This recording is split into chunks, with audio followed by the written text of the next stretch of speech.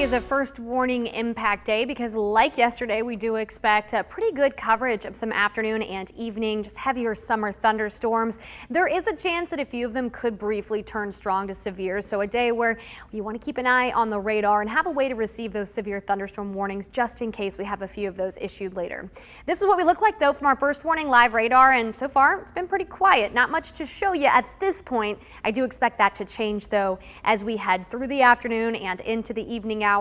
Temperatures today end up in the mid to upper 80s before we start to see the development of those scattered storms. And of course, those do help to kind of bring down the temperature a bit with that rain cooled air. But the Storm Prediction Center, including central and north Alabama, in a marginal level 1 out of 5 risk. It's at the bottom of the scale, but it does mean we could have a severe thunderstorm warning or two today. By 3 p.m. here on our first warning future track, you do see just scattered storms developing. They're going to happen in random locations and they are going to drift pretty slowly. So that means there could be some heavy rain involved and even some nuisance flooding if one of those thunderstorms happens to form right over your location and doesn't move all that much.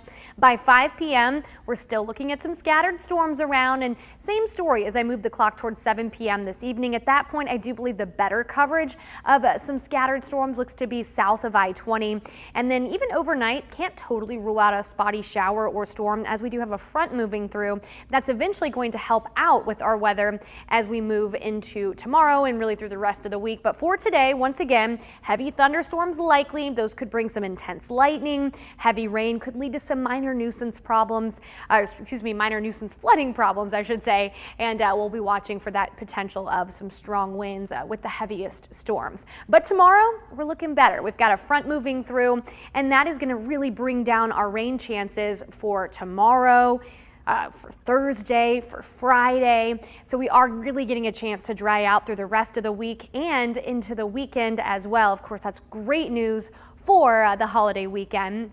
For Thursday, we're going to be warming into the 90s, and we'll be watching that front really carefully because after it moves through Alabama, it's going to be arriving along the Florida Peninsula and it's going to stall out. And sometimes when that happens, we can get these little tropical systems that try to develop along that stalled boundary. Right now, the National Hurricane Center only giving it a 30% chance of development over the next week, but it is something we'll be keeping an eye on. There's a lot we don't know about this system. We don't know whether or not we're even going to get a tropical system out of this, but just something that we're going to be watching in the coming days. Nothing to be too worried about at this point. What we will likely see, though, is an increase in rain coverage along the Florida Peninsula. So I wanted to zoom you down here and kind of show you here. This is that region where we're likely to see some heavy rain at times. So something to keep an eye on, but nothing to be too concerned about. For us, for the holiday weekend, we've got good news in our forecast. We are getting hotter, so this time of year when we get a front through here, it doesn't drop our temperatures. It actually brings us drier air that allows us to warm a little bit more effectively. So we are talking highs in the low 90s, but we'll take it if it means dry weather. For the 4th of July, lunchtime if you're out at the lake, close to 90 degrees. By 4 p.m., we're feeling close to 100 degrees. That's below heat advisory criteria. Still feels hot though. And then at 8 p.m. as the sun goes down, we're getting ready for fireworks. We're likely to be in the mid 80s, but grateful for not only a dry forecast just on the 4th of July, but for the rest of the weekend as well.